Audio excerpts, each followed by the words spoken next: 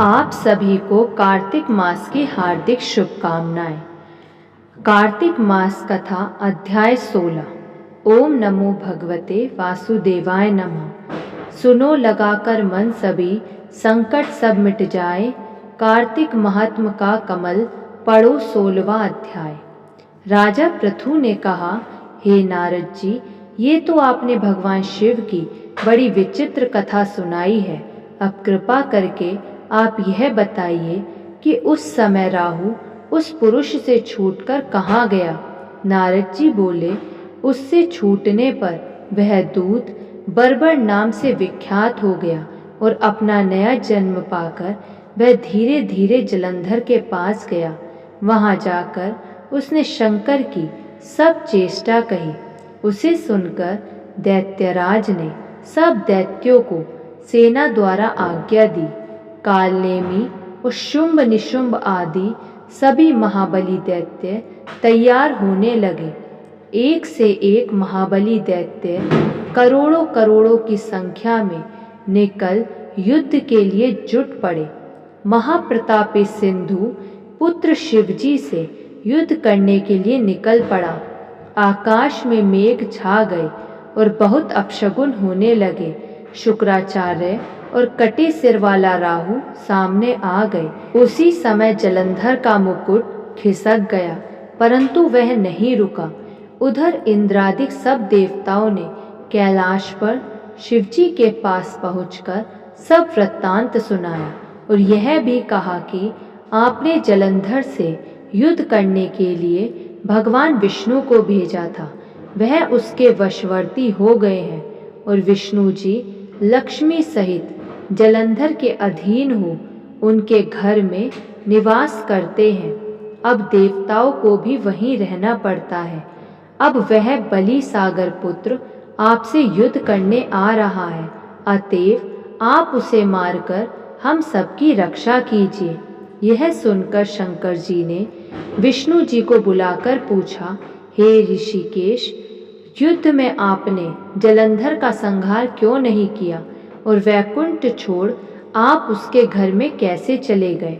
यह सुनकर विष्णु जी ने हाथ जोड़कर नम्रता पूर्वक भगवान शंकर से कहा, उसे आपका अंशी और लक्ष्मी का भ्राता होने के कारण ही मैंने नहीं मारा है। यह बड़ा वीर और देवताओं से अजय है। इसी पर मुग्ध होकर मैं उसके घर में निवास करने लगा हूँ। विष्णु जी के इन वचनों को सुनकर शंकर जी हंस पड़े। उन्होंने कहा, हे विष्णु, आप यह क्या कहते हैं। मैं उस दैत्य जलंधर को अवश्य मारूंगा।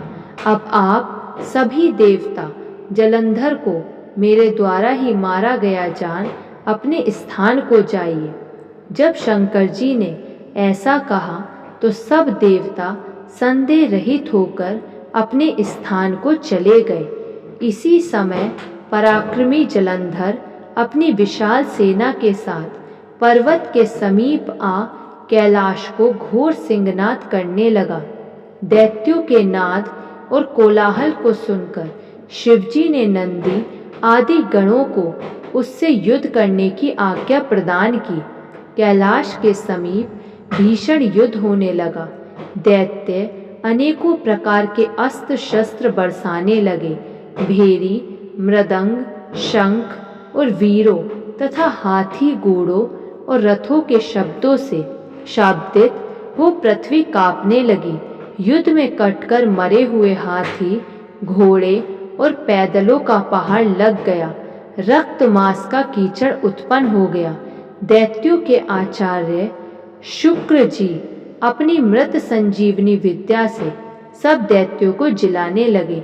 यह देखकर शिवजी के गण व्याकुल हो गए और उनके पास जाकर सारा वृत्तांत सुनाया। उसे सुनकर भगवान रुद्र के क्रोध की सीमा ना रही।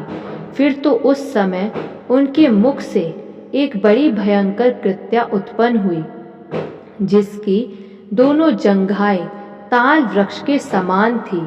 वह युद्ध भूमि में जा सब असुरों का चर्वण करने लग गई और फिर वह शुक्राचार्य के समीप पहुंची और शीघ्र ही अपनी योनि में गुप्त कर लिया। फिर स्वयं भी अंतर्ध्यान हो गई। शुक्राचार्य के गुप्त हो जाने से दैत्यों का मुख मलिन पड़ गया और वे युद्ध भूमि को छोड़ भागे। इस पर शुंभ निशुंभ और कालनेमी आदि सेनापतियों ने अपने भागते हुए वीरों को रोका। शिवजी के नंदी आदि गणों ने भी, जिसमें गणेश और स्वामी कार्तिकेय जी भी थे, दैत्यों से भीषण युद्ध करना आरंभ कर दिया। बोलिए विष्णु भगवान की जय, कार्तिक मास की जय।